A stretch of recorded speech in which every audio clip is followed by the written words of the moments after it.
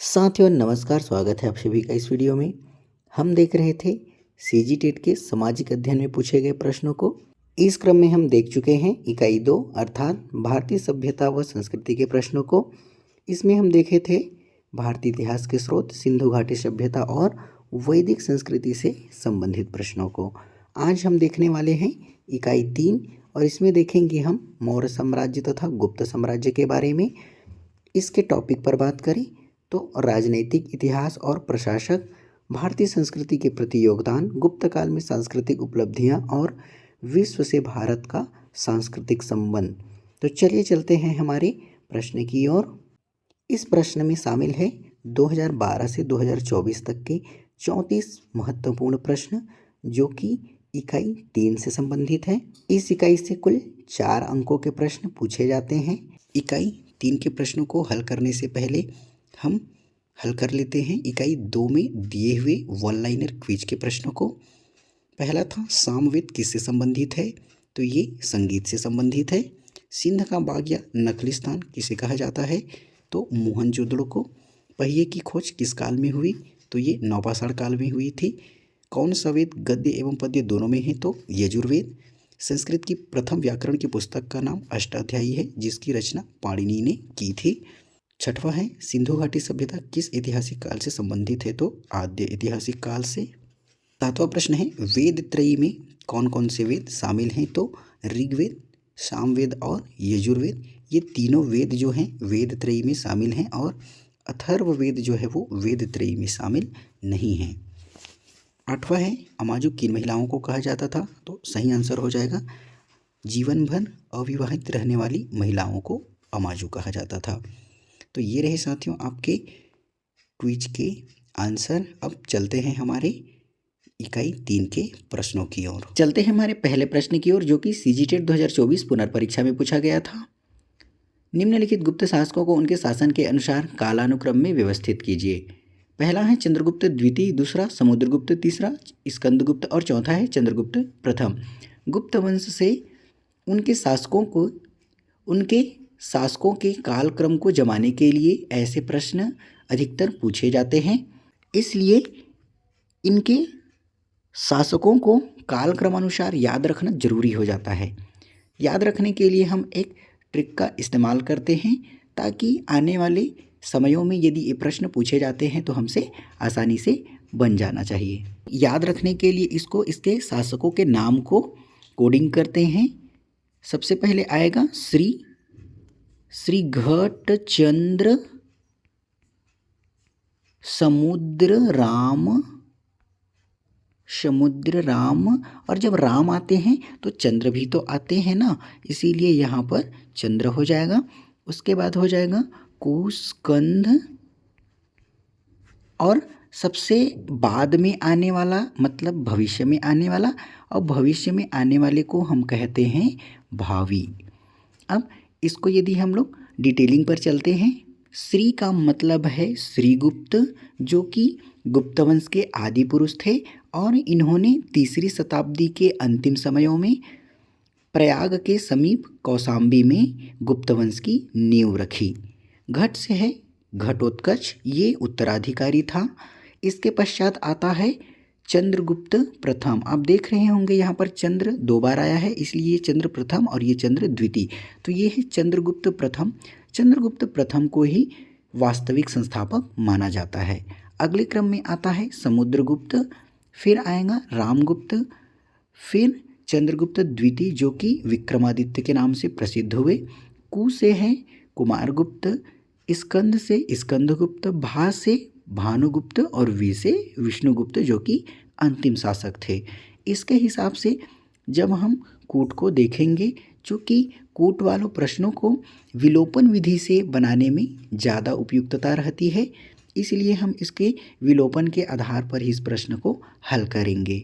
इसमें हम देख रहे हैं चंद्रगुप्त प्रथम जो है पहला आना चाहिए, फिर समुद्रगुप्त, उसके पश्चात में है चंद्रगुप्त द्वितीय और फिर है स्कंदगुप्त।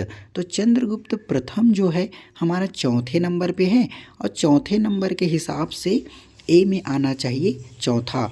तो चूंकि बी वाले ऑप्शन में ए में चौथा नहीं है इसलिए हम इसको काट देते हैं। इसके पश्चात जब हम देखेंगे समुद्रगुप्त, समुद्रगुप्त जो है वो दूसरे नंबर पे है, तो दूसरे में कौन सा आना चाहिए, दूसरा ही आना चाहिए। तो यहाँ पर हमारा ऑप्शन नंबर सी है, उसमें दूसरा में पहला है और चौथे में तीसरा है, इसलिए ये ऑप्शन भी कट जाएंगे और हमारा सही आंसर आ जाएगा ऑप्शन ए। और यहाँ जब हम लोग इसको याद रख लेंगे तो इसके हिसाब से हमको पता चल जाएगा चंद्रगुप्त प्रथम, फिर समुद्रगुप्त, उसके पश्चात चंद्रगुप्त द्वितीय और उसके बाद फिर आ जाएगा स्कंदगुप्त। इसके हिसाब से हम अपना आंसर आसानी से लगा सकते हैं। अगला प्रश्न है, मौर्यकालीन न्याय प्रशासन के संदर्भ में निम्नलिखित में से क्या सही है। पहला, ग्राम न्यायालय इसकी सबसे निचले स्तर की इकाई थी। न्यायालय दो प्रकार के होते थे, धर्मस्थी एवं कंटक शोधन। तीसरा, सम्राट न्याय प्रशासन का सर्वोच्च अधिकारी होता था। चौथा, कंटक शोधन एक तरह से दीवानी अदालत होती थी। चलते हैं इसके स्पष्टीकरण पर। ग्राम न्यायालय इसकी सबसे निचले स्तर की इकाई थी, बिल्कुल सत्य है ये। और यहाँ पर न्याय देने का काम जो है वो ग्रामिक और पंच मिलकर करते थे। दूसरा है, न्यायालय दो प्रकार के होते थे, धर्मस्थी एवं कंटक शोधन, ये भी सत्य है। यहाँ पर धर्मस्थी दीवानी मामलों में और कंटक शोधन जो है वो आपराधिक मामलों में सुनवाई करते थे। तीसरा, सम्राट न्याय प्रशासन का सर्वोच्च अधिकारी होता था, बिल्कुल ये भी सत्य है। मौर्यकालीन प्रशासन में न्याय प्रशासन का सर्वोच्च मुखिया जो है वो सम्राट होता था। चौथा ऑप्शन है, कंटक शोधन एक तरह से दीवानी अदालत होती थी। अभी हम देखे थे कंटक शोधन दीवानी अदालत नहीं होती थी, बल्कि ये एक आपराधिक अदालत होती थी जहाँ पर अपराध से संबंधित मामलों की सुनवाई किए जाते थे। इसका मतलब हमारा पहला, दूसरा और तीसरा ऑप्शन सही हो जाएगा। शेष चौथा ऑप्शन जो है वो गलत हो जाएगा। इसके हिसाब से हमारा सही आंसर हो जाएगा ऑप्शन नंबर डी, पहला, दूसरा और तीसरा। अगला प्रश्न है, कानपुर के भीतर गांव के गुप्तकालीन मंदिर का निर्माण किससे हुआ है। ए, सफ़ेद पत्थर, बी, ईंट, सी, लाल पत्थर या डी, संगमरमर। इसका सही आंसर हो जाएगा ऑप्शन नंबर बी, ईंट से निर्मित है। भीतरगांव उत्तर प्रदेश के कानपुर जिले में स्थित है और यह मंदिर भारत में ईंट से निर्मित सबसे प्राचीन मंदिरों में से एक मंदिर है। इनका निर्माण काल 5वीं शताब्दी है। अगला प्रश्न है, मौर्यकाल में राजकोष एवं भंडार का मुख्य संरक्षक कौन होता था। ए, समाहर्ता, बी, सन्निधाता, सी, रज्जुक या डी, कोषाध्यक्ष। इसका सही आंसर हो जाएगा सन्निधाता। सन्निधाता जो थे वो राजकोष एवं भंडार के मुख्य संरक्षक होते थे। यहाँ पर प्रश्न मुख्य संरक्षक पर बात कर रहा है। समाहर्ता के बारे में यदि देखें तो समाहर्ता जो है वो राजस्व संग्रहण का कार्य करते थे, अर्थात ये राजस्व अधिकारी थे। सी, रज्जुक जो है नाप जोक से संबंधित अधिकारी थे, अर्थात ये वर्तमान समय में यदि देखा जाए तो ये पटवारी के रूप में संलग्न थे। डी, कोषाध्यक्ष, कोष के अध्यक्ष जो थे वो कोषाध्यक्ष थे। यहाँ पर राजकोष एवं भंडार का मुख्य संरक्षक यदि पूछा जाए तो ऑप्शन है बी, सन्निधाता। अगला प्रश्न है जो कि सीजीटेट 2024 के निरस्त परीक्षा में पूछा गया है। गुप्त काल में सती प्रथा के प्रचलित होने का प्रमाण मिलता है। 510 ईस्वी में भानुगुप्त द्वारा जारी किए गए किस अभिलेख में सती प्रथा का विवरण दिया गया है। ए, भीतरी अभिलेख, बी, जूनागढ़ अभिलेख, सी, एरण अभिलेख या डी, मंदसौर अभिलेख। इसका सही आंसर हो जाएगा ऑप्शन नंबर सी, एरण अभिलेख। एरण अभिलेख से हमें सबसे पहले सती प्रथा के बारे में जानकारी मिलता है।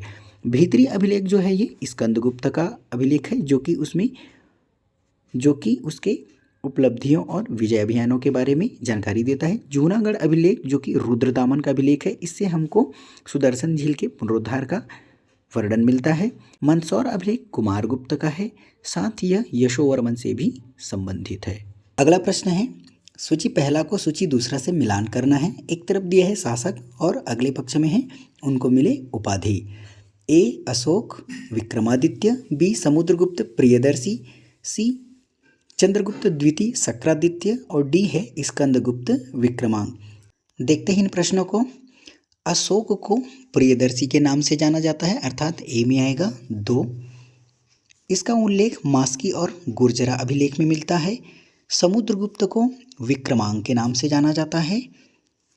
चंद्रगुप्त द्वितीय जो है उनको विक्रमादित्य की उपाधि प्राप्त है और स्कंदगुप्त को शक्रादित्य के नाम से जानते हैं। तो देखते हैं हम ए में 2 आना चाहिए। तो जिस ऑप्शन में ए में 2 नहीं है उसे हम पहले कैंसिल कर लेते हैं। ये ए नंबर का ऑप्शन और डी नंबर के ऑप्शन में ए में 4 है, इसलिए ये कैंसिल हो जाएंगे। अब हम देखते हैं कि बी में चौथा आना चाहिए। तो बी में जो चौथा है वो ऑप्शन नंबर बी में है। इसका मतलब ये है कि ऑप्शन नंबर सी जो है कैंसिल हो जाएंगे और सही आंसर हो जाएगा ऑप्शन नंबर बी। चंद्रगुप्त द्वितीय जो है विक्रमादित्य के नाम से जाना जाता था और ऑप्शन नंबर डी स्कंदगुप्त जो है वो शक्रादित्य के नाम से। समुद्रगुप्त को किस तरीके से याद रख सकते हैं? समुद्र को आपको क्रमांक देना है। अलग अलग समुद्र रहते हैं तो समुद्र को हम क्या देते हैं? क्रमांक देते हैं, इसलिए समुद्रगुप्त का जो उपाधि है वो विक्रमांक हो जाएगा। अगला प्रश्न है, किसने लिखा है कि मौर्य सेना में 6 लाख पैदल, 30,000 घुड़सवार और 9,000 हाथी थे? ए मेगास्थनीज, बी टालेमी, सी प्लिनी और डी फाहियान। इसका सही आंसर हो जाएगा ऑप्शन नंबर ए मेगास्थनीज। इंडिका से हमें जानकारी मिलती है कि मौर्य सेना में 6 लाख पैदल, 30,000 घुड़सवार और 9,000 हाथी थे। मेगास्थनीज जो थे वो सेल्यूकस निकेटर के राजदूत थे जो कि चंद्रगुप्त मौर्य के दरबार में आए थे और इसी समय इन्होंने इंडिका की रचना की जिसमें हमें मौर्यकालीन जनजीवन के बारे में जानकारी मिलती है। अगला प्रश्न है जो कि शिक्षक भर्ती परीक्षा 2023 में पूछा गया है। निष्क्राम में क्या था? ए आयातकर, बी गुप्तचर, सी निर्यातकर या डी गांव का नाम। इसका सही आंसर हो जाएगा ऑप्शन नंबर सी निर्यातकर। मौर्य काल में आयात और निर्यात कर का एक विशेष नाम था। आयात कर को प्रवेश्य कर बोलते थे और निर्यात कर को निष्क्राम्य कर के। इसके अलावा मौर्यकालीन यदि हम आय का स्रोत को देखें तो भूमि कर जो था वो मुख्य था जिसमें सीता जो है कृषि भूमि से संबंधित थे। अगला प्रश्न है, गुप्त साम्राज्य के संस्थापक कौन थे? ए चंद्रगुप्त, बी समुद्रगुप्त, सी विष्णुगुप्त या डी श्रीगुप्त। इसका सही आंसर हो जाएगा ऑप्शन नंबर डी श्रीगुप्त। पहले ही प्रश्न में हम बात किए थे कि श्रीगुप्त जो है वो गुप्त साम्राज्य के आदि पुरुष या संस्थापक थे, लेकिन वास्तविक संस्थापक की यदि हम बात करें तो चंद्रगुप्त प्रथम जो थे वो वास्तविक संस्थापक थे। अगला प्रश्न है जो कि सीजीटेट 2022 में पूछा गया है। सम्राट अशोक के इतिहास जानने का मुख्य स्रोत अभिलेख है। उसके अरमाइक भाषा में कितने अभिलेख प्राप्त हैं? ए 5, बी 7, सी 1 या डी 3। सही आंसर हो जाएगा ऑप्शन नंबर ए 5 अभिलेख। 5 अभिलेख में यदि हम देखते हैं तो लघुमान फर्स्ट, लघुमान सेकंड, तीसरा हो जाएगा तक्षशिला से मिला हुआ और चौथा है कंधार से मिला हुआ और पांचवा है पुल दारुन ते। टोटल ये 5 अभिलेख जो हैं वो मिले हैं जिनसे अशोक के बारे में जानकारी मिलती है जो कि अरमाइक भाषा में है। कहीं कहीं पर आपको 3 अभिलेख भी मिलेंगे। अगला प्रश्न है, सम्राट अशोक ने पहली धर्म यात्रा निम्नलिखित स्थान पर की थी। A Bodhgaya, B Sarnath, C Pawapuri या डी लुम्बिनी। सही आंसर हो जाएगा option number A Bodhgaya. Bodhgaya की यात्रा जो है पहली धर्म यात्रा के रूप में अशोक ने किया था। अशोक ने लुम्बिनी की जो यात्रा है वो अपने राज्याभिषेक के 20वें वर्ष में की और लुम्बिनी को कर मुक्त ग्राम के रूप में घोषित किया था। अशोक का जो राज्याभिषेक का जो समय था वो 269 ईसा पूर्व, इस तिथि में अशोक का राज्याभिषेक हुआ था। अगला प्रश्न है, ईस्वी सन 453 गुप्त काल में जैन धर्म की धर्मसभा किस स्थान में हुई थी? ए कन्नौज, बी प्रयाग, सी अमरावती या डी वल्लभी। सही आंसर हो जाएगा option number D Vallabhi. Vallabhi जो है वो गुजरात राज्य में स्थित है और ये जो जैन सभा हुई थी ये द्वितीय क्रम की जैन सभा थी और इसके अध्यक्ष जो थे वो देवाधि क्षमा श्रवण जो थे वो इसके अध्यक्ष थे और इस सभा में अंतिम रूप से जैन साहित्यों का संकलन कर उसको लिपिबद्ध किया गया था। वास्तव में ये द्वितीय जैन संगीति जो है वो कई पुस्तकों में 512 ईस्वी में लिखा हुआ मिलता है।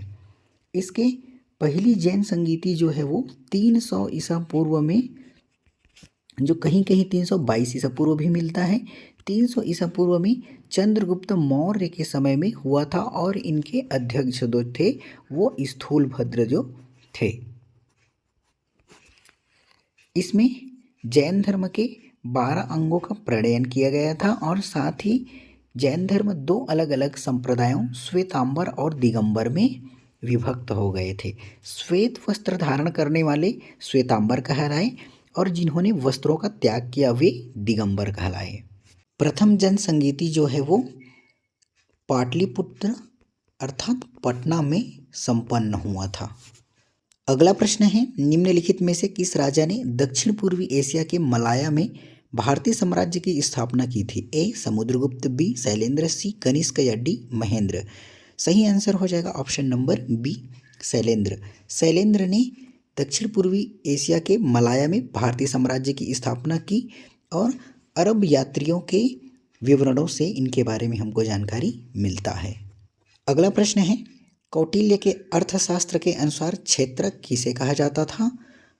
ए सैनिक, बी भूस्वामी, सी सीमा रक्षक या डी पुरोहित। सही आंसर हो जाएगा ऑप्शन नंबर बी भूस्वामी। कौटिल्य के अर्थशास्त्र के अनुसार भूस्वामी को क्षेत्रक कहा जाता था। अगला प्रश्न है जो कि सीजीटेट 2021 में पूछा गया है, गुप्त काल के किस ग्रंथ में गुप्तों की राजनीति और प्रशासन का सुंदर विवरण मिलता है? ए कामंदक लिखित नीतिसार, बी कालिदास लिखित मेघदूत, सी विशाखदत्त लिखित देवी चंद्रगुप्तम या डी शूद्रक लिखित मृच्छकटिकम। सही आंसर हो जाएगा ऑप्शन नंबर ए कामंदक लिखित नीतिसार में। ये कौटिल्य के अर्थशास्त्र से प्रभावित ग्रंथ है जिसमें कामंदक ने नीतिसार में गुप्तों के राजनीति और प्रशासन का सुंदर वर्णन किया है। इसे हम कैसे याद रख सकते हैं? हमें नीतिपूर्वक काम करना चाहिए तभी हम अपने काम में सफल होते हैं। हमें कैसे काम करना चाहिए? नीतिपूर्वक काम करना चाहिए। अर्थात कामंदक का जो रचना है वो कौन सा है? नीतिसार। अगला प्रश्न है, निम्नलिखित में से कौन सा सही मिलान नहीं है? एक तरफ दिया है क्षेत्र और दूसरे तरफ है उनकी राजधानियाँ। ए कलिंग जौगढ़, बी उत्तरापथ तक्षशिला, सी दक्षिणापथ सुवर्णगिरी और डी है अवंती राज्य और उज्जैन। आपको बता दें कि कलिंग राज की जो राजधानी थी वो थी तोसली। उत्तरापथ का तक्षशिला है, दक्षिणापथ का सुवर्णगिरी और अवंती राज्य का है उज्जैन। अर्थात इसमें सही आंसर जो कि मिलान नहीं है वो हो जाएगा option number A Kalinga. Kalinga का वास्तविक राजधानी जो है वो तोसली था। इसके अन्य विकल्पों को यदि हम लोग याद किस तरीके से रख सकते हैं तो देखते हैं। दक्षिण दिशा में सोने की लंका थी, इसीलिए दक्षिण दिशा में सोना को क्या बोलते हैं? स्वर्ण बोलते हैं। तो दक्षिणापथ जो है वो सुवर्णगिरी में आ जाएगा। एक हम लोग अन्य तरीका देखते हैं कि तक्षशिला के लिए शिला मतलब होता है पत्थर का एक बड़ा सा खंड। तो आपके ये मान के चलिए कि आपके घर के उत्तर दिशा में, घर के कौन सी दिशा में? उत्तर दिशा में शिला का एक बड़ा सा खंड है। इस तरीके से ये तक्षशिला जो है याद रख सकते हैं। और अवंती राज्य, अ से अवंती और अ से अवंती और उ से उज्जैन। अगला प्रश्न है, निम्नलिखित में से कौन से शिलालेख में अशोक ने स्वयं को अशोक राजा संबोधित किया है? ए कर्नाटक में मास्की का छोटा शिलालेख प्रथम, बी मध्य प्रदेश में गुर्जरा स्थित छोटा शिलालेख प्रथम, सी कर्नाटक में ब्रह्मगिरी स्थित छोटा शिलालेख द्वितीय या डी आंध्र प्रदेश में एर्रागुड़ी स्थित छोटा शिलालेख द्वितीय। सही आंसर हो जाएगा option number B Madhya Pradesh में गुर्जरा स्थित छोटा शिलालेख प्रथम। अशोक के अभिलेख और उनके नाम से अधिकतर प्रश्न पूछे जाते हैं, इसलिए ये टॉपिक बहुत महत्वपूर्ण हो जाते हैं। अगला प्रश्न है जो कि शिक्षक भर्ती परीक्षा 2019 से पूछा गया है, गुप्त साम्राज्य के संस्थापक कौन थे? ए समुद्रगुप्त, बी श्रीगुप्त, सी चंद्रगुप्त और डी इनमें से कोई नहीं। सही आंसर हो जाएगा ऑप्शन नंबर बी श्रीगुप्त।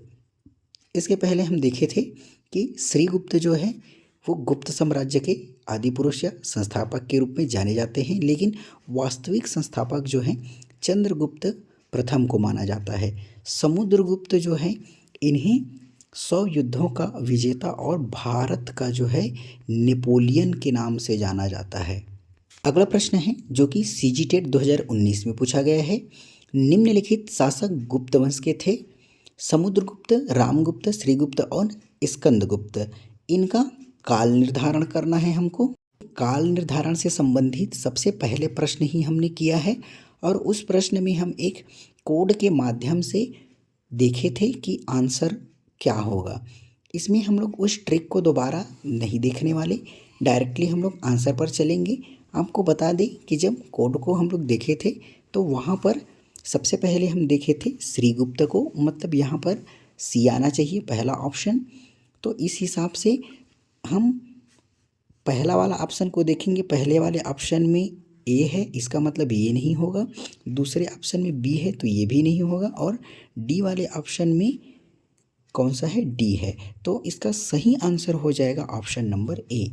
तो इस तरीके से जब हम लोग विलोपन विधि का प्रयोग करते हैं तो कई बार एक ही ऑप्शन के द्वारा हमारा प्रश्न जो है वो हल हो जाता है।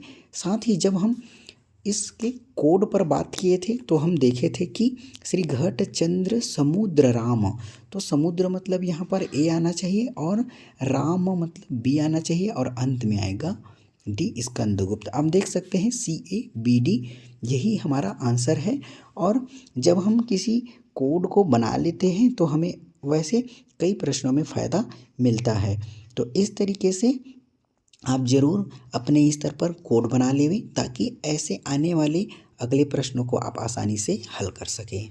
अगला प्रश्न है, मौर्य प्रशासनिक व्यवस्था में निम्नलिखित में से कौन सा अधिकारी भू राजस्व विभाग का प्रमुख होता था। ए सीताध्यक्ष, बी लोहाध्यक्ष, सी समाहर्ता और डी सन्निधाता।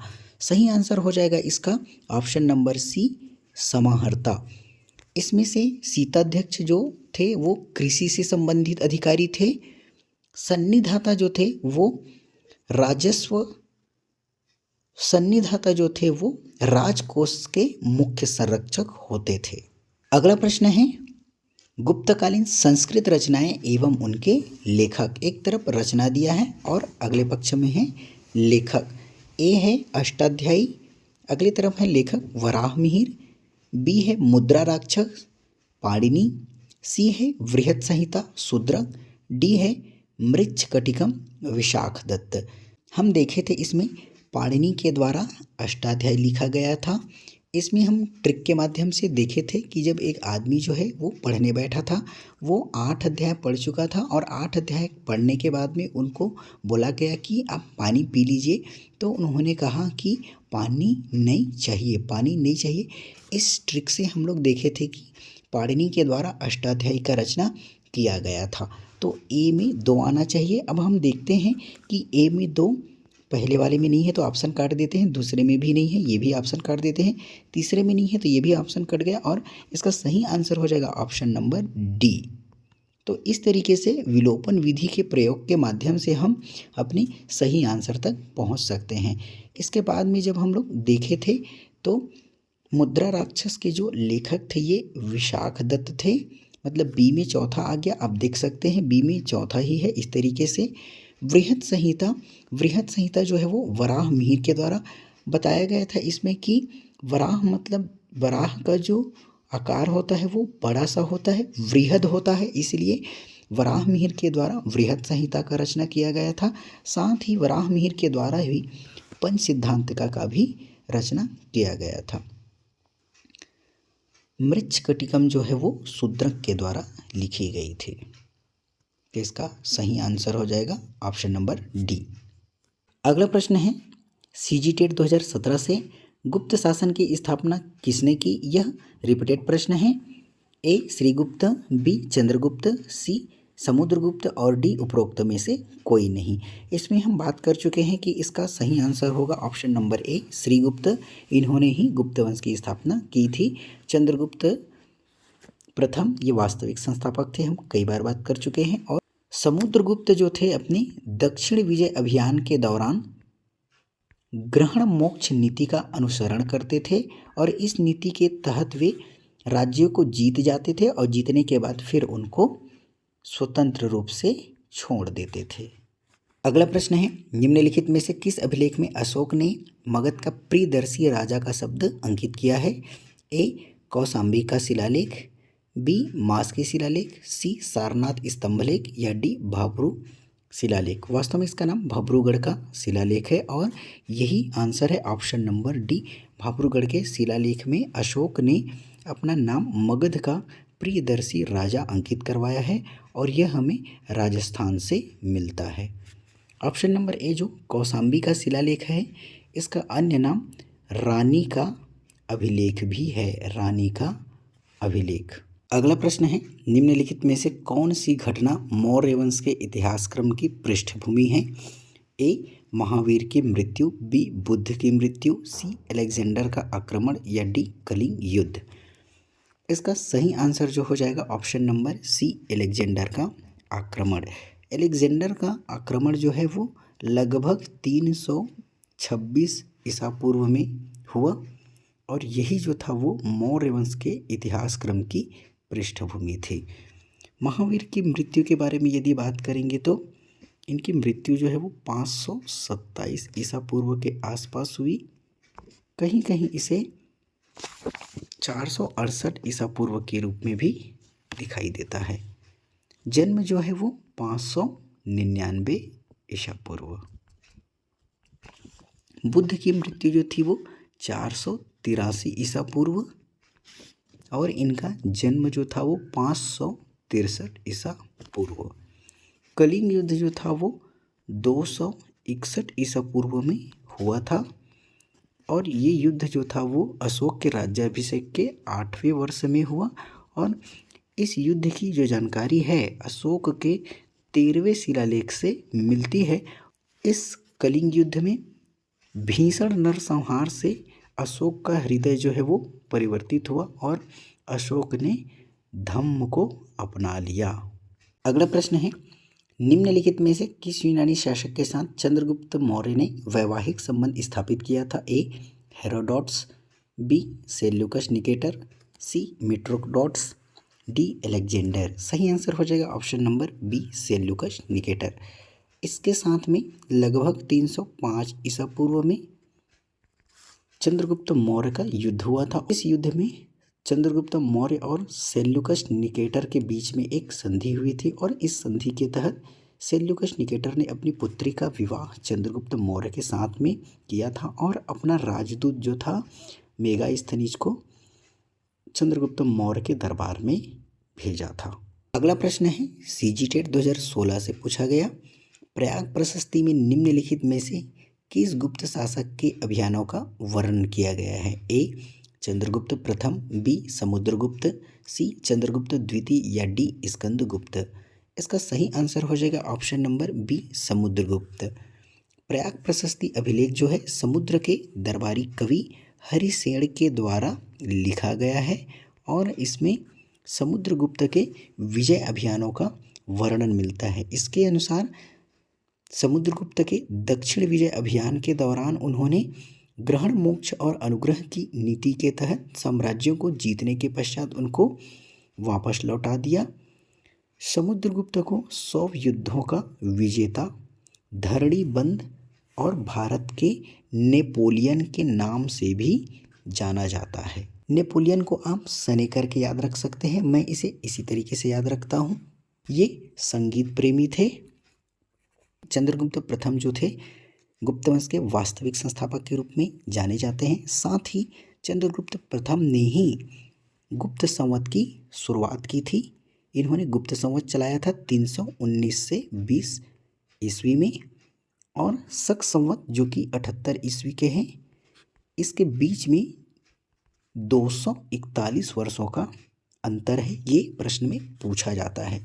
चंद्रगुप्त द्वितीय के बारे में बात करें तो इनका जो उपाधि था वो विक्रमादित्य, गणारी और शकों को हराने के कारण ये सकारी भी कहलाए।